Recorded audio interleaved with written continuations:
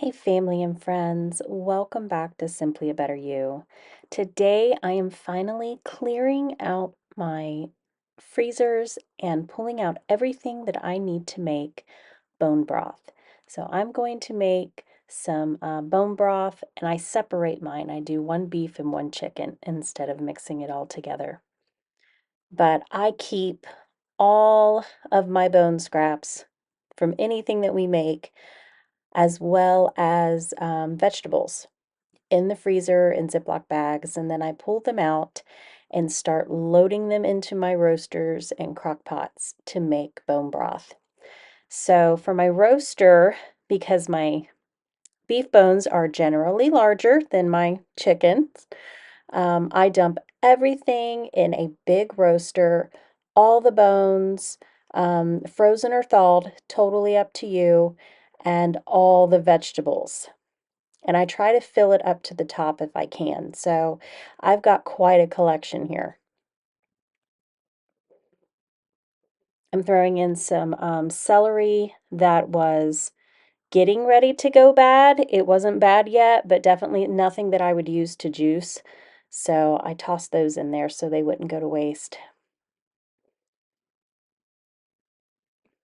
And I just kind of break it up and get everything to fit in there. And you can put in your bone broth really whatever you want. Some people just do bones and roast them. I like the vegetables because I like a really deep broth, a deeply flavored broth because I use mine for soups and stews and all sorts of things. And now is the perfect time to do this. We just got our first official snow, and winter is officially here, so it is always good to have some nutrient-dense broth on hand for when we get kind of sick and icky. So you can put whatever seasonings you would like in. I do garlic powder, onion powder, some thyme, oregano. We're not a big fan of rosemary, but you can add in whatever you'd like. Definitely pepper and salt. You can salt this, but you might want to wait until after all of it's done and then salt it. Totally up to you. That way you have control of the salt level.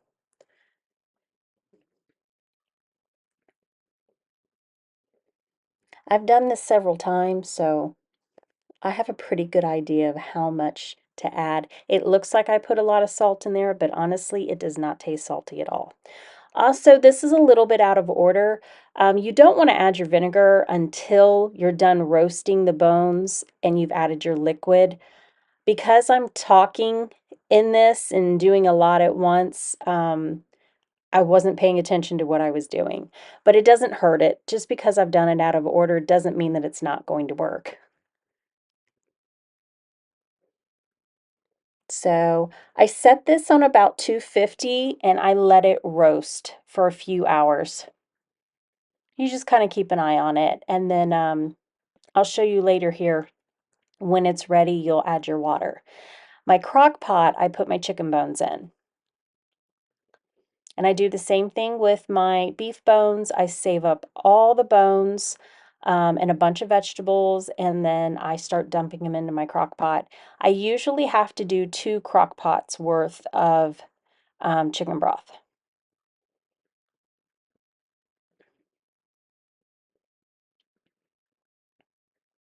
So I buy the roaster chickens. That's a whole chicken. I feel like that is where I get the best use of my money. I part it out. I use the skin. I use all the meat when we're cooking. I can make soups or just a roast chicken or spatchcock chicken. And then I use the bones to make my bone broth. So everything is being used on that chicken. So when I buy an organic pasture raised chicken, which can be expensive, anywhere from $13 to $22 for a bird, I'm using it all. Nothing is going to waste. Now for this, I'm not roasting my chicken bones. It's all going in the crock pot with all the vegetables, all the seasoning. I basically use the same seasonings. And then I fill the water up as close as I can get to the top. This will eventually start to kind of break down and sink down in the crock pot. Be brave. It's not going to boil over or anything. So after these have set and roasted, and you can see this has really settled down into the roaster, and roasting your bones is what gives it a really good flavor. I mean, before I skipped this part, I will never skip it again. I mean, this makes it taste phenomenal. So you want to add as much water as you can, fill it up to the top. Um, and then once that is filled up to the top, it's kind of a set it and you set it and forget it. So I'll put the lid on this and I'm going to allow this to cook for a minimum of 24 hours up to 72 hours. So obviously you can see this is actually 2 days out. And I am now straining the broth. And you'll probably have to strain it a few times. This is my first straining. This is where I've removed all the big bones and all the leftover vegetable pieces. And now I am straining the broth to get the big chunks out. And then I'm going to strain this through a metal mesh strainer to get the fine pieces out. And you'll want to take your time, and you will also want to do this when this is cooled. I did this kind of in a hurry and it was still warm, and I actually splashed this up on me and it was very hot. Then cover it and set it off to the side because you're going to want this to sit and cool so you can scrape the fat that's going to settle on the top. So I used this little mesh strainer and strain out all the little fine pieces into a bowl, and then I fill up my plastic containers. These are plastic kitchen grade food grade containers. Make sure you leave anywhere from an inch to 2 inch gap at the top for expansion because I freeze mine. I don't always can mine. All of these are going in the freezer. And you can strain your broth as many times as you want. I don't care if it has a little bit of the seasoning or the little vegetable bits floating in it. That doesn't bother me at all. It doesn't bother my family.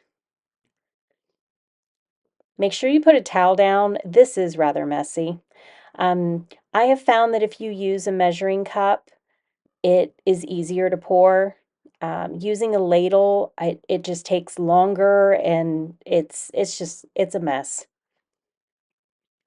Here's my leftover bits that I strained out with the little fine mesh strainer.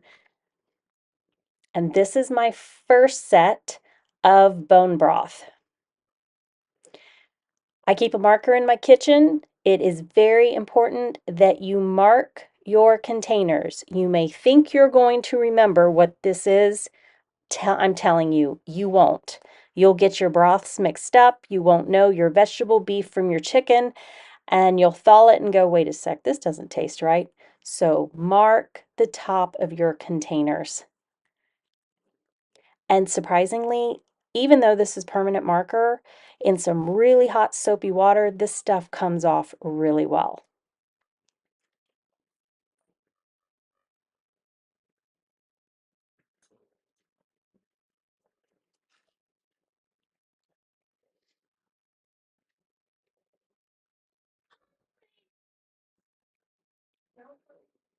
So this is my beef broth, part of my chicken broth. I am still straining the chicken broth. And I have another round of bones going on the counter back here. So by the time I'm done, I should have enough broth to get me through the winter. And by the time I run out, I'll be ready to throw more bones in. I'm also going to put a link below for these containers. These are great for leftovers, but mostly I use them for broth, soup, stews. So I'll put a link below for you. Very inexpensive. And then I pop them in the freezer and they freeze and we're all good. So, guys, thank you so much for joining me today. I bless you on your journeys.